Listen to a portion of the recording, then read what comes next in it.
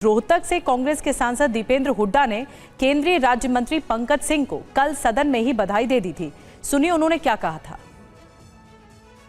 जो पंकज चौधरी जी आपके एमओएस यहाँ पे उपस्थित हैं, उन द्वारा राज्यसभा में एक उत्तर दिया गया है, उनको बधाई भी देते हैं। उनका अच्छा आपकी पार्टी में पदोन्नति होने जा रही है।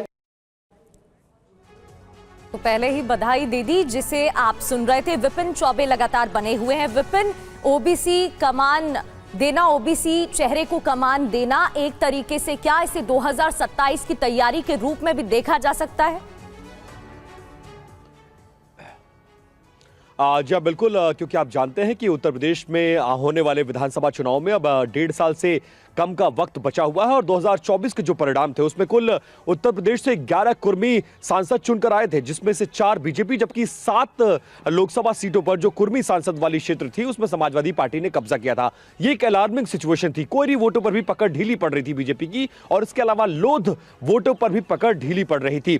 तो बीजेपी ने मिला जुला कर यह सोचा कि अगर हमें उत्तर प्रदेश की राजनीति में काबिज रहना है तो हमें ओबीसी वोटर्स में एक पैठ बनानी पड़ेगी और एक ऐसा चेहरा देना पड़ेगा। क्योंकि आपको याद है 1991 से लगातार पंकज चौधरी सांसद है, 2 बार वो चुनाव हारे थे। एक बार वो समाजवादी पार्टी के अखिलेश सिंह से चुनाव हारे थे और दूसरी बार कांग्रेस के हर्षवर्धन सिंह से चुनाव हारे हैं। उसके बाद वो लगातार चुनाव जीतते रहे हैं और खुद 2023 में जब प्रधानमंत्री नरेंद्र मोदी गोरखपुर के दौरे पर गए थे, गीता प्रेस के उद्घाटन के मौके पर गए थे, तो बिना किसी प्रोटोकॉल के और बिना किसी पूर्व निर्धारित कार्यक्रम के उनकी मां से मिलने उनके घर तक पहुंचे थे। तो उनका राजनीतिक कद यहीं से डिसाइड होता है। इसके अलावा वो एक बड़े व्यवसायी है, राहत रूह तेल कंपनी के मालिक हैं, पुराने नेता हैं, इसके अलावा कुर्मी जाति से आते हैं। और जैसा कि आमोद बता रहे थे कि गोरखपुर की पॉलिटिक्स, मठ की पॉलिटिक्स में वो बहुत ज्यादा उनके साथ कंफर्टेबल नहीं रहते हैं, तो पावर बैलेंसिंग एक्ट भी हो सकता है। और साथ साथ आपको बताते चले कि जिस तरह से उत्तर प्रदेश में विधानसभा चुनाव होने हैं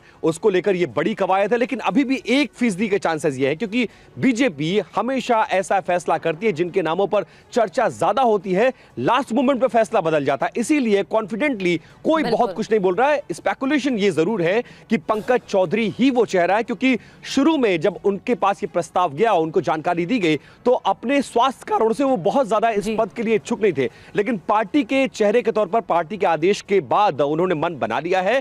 11:45 की फ्लाइट से वो दिल्ली से लखनऊ पहुंच रहे हैं, जहां विनोद तावड़े, पीयूष गोयल भी होंगे। आज नामांकन की प्रक्रिया होगी, शाम तक नामांकन वापसी की प्रक्रिया होगी और कल दोपहर 12 बजे से लेकर 1 बजे तक नामों की घोषणा हो जाएगी। इस बीच खबर एक ये है कि अगर 2 नाम नामांकन दाखिल करते हैं, 2 लोग, हालांकि ये परिपाटी है नहीं, अगर 2 लोग नामांकन दाखिल करते हैं तो चुनाव की प्रक्रिया यानी कल तक इंतजार करना पड़ेगा। लेकिन अगर एक ही नाम दाखिल होता है आज नामांकन में, तो उसी समय ये पिक्चर क्लियर हो जाएगी लगभग 4 बजे तक कि वही चेहरा विपिन, और उम्मीद यही की जानी चाहिए कि पंकज चौधरी के नाम पर निर्विरोध उन्हें चुन लिया जाए।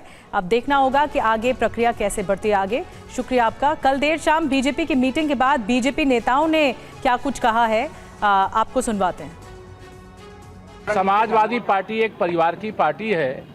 वो अपने डाइनिंग रूम में बैठ करके अध्यक्ष भी, राष्ट्रीय अध्यक्ष भी तय कर लेते हैं, प्रदेश अध्यक्ष भी तय कर लेते हैं। भारतीय जनता पार्टी एक लोकतांत्रिक पार्टी है, विश्व की सबसे बड़ी पार्टी है और हमारे यहाँ एक चुनाव की पद्धति है। उस पद्धति से चुनाव की प्रक्रिया, पहले नामांकन होगा, फिर नामांकन पत्रों की जांच होगी और जांच के उपरांत फिर निर्वाचन के संबंध में जो घोषणा की प्रक्रिया है, मतदान की प्रक्रिया है, आवश्यकता पड़ने पर उस दृष्टि से आगे। भारतीय जनता पार्टी का संगठन महापर्व का हमारे प्रदेश अध्यक्ष की चुनाव की प्रक्रिया होने के बाद, फिर राष्ट्रीय अध्यक्ष जी की चुनाव की प्रक्रिया के बाद हमारा एक संगठन के गठन की प्रक्रिया का अभियान पूरा होगा। भारतीय जनता पार्टी एक लोकतांत्रिक पार्टी है और निश्चित रूप से मैं अपने सभी साथी कार्यकर्ता भाइयों बहनों का अभिनंदन करता हूं कि उन्होंने अपने इस अभियान में सक्रियता के साथ, पूरी मेहनत के साथ भाग लिया है। तो यूपी के CM, deputy CM Brajesh Pathak और बीजेपी नेता महेंद्र नाथ पांडे ने क्या कहा, आपको ये भी सुनवाते हैं। पता चलेगा कि कौन कौन प्रत्याशी हैं, उसके बाद पूरा विवरण आपके समक्ष आएगा। मैं आप सबसे सहयोग की अपील करता हूं और आने वाले आंग्ल वर्ष की बहुत बहुत बधाइयां देता हूं। अभी विपक्षी कह रहा है कि बहुत लंबे समय तक आप लोग जो है अध्यक्ष नहीं घोषित कर पाए और सब कुछ पहले से तय है, सिर्फ एक आप देखेंगे जब परिणाम आएगा तो देर से आए दुरुस्त आए। भारतीय जनता पार्टी में पूरी तरह लोकतंत्र है और भारतीय जनता पार्टी कार्यकर्ता आधारित पार्टी है।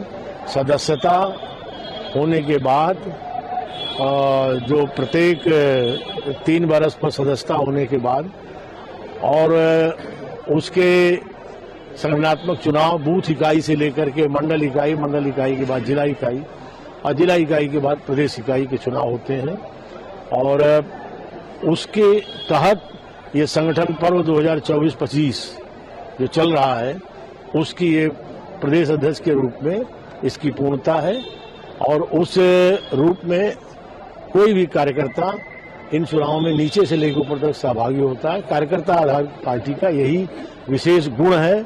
यह पारिवारिक पार्टी नहीं है, आम जन की, आम कार्यकर्ताओं की और राष्ट्रवादी विचारधारा की पार्टी है।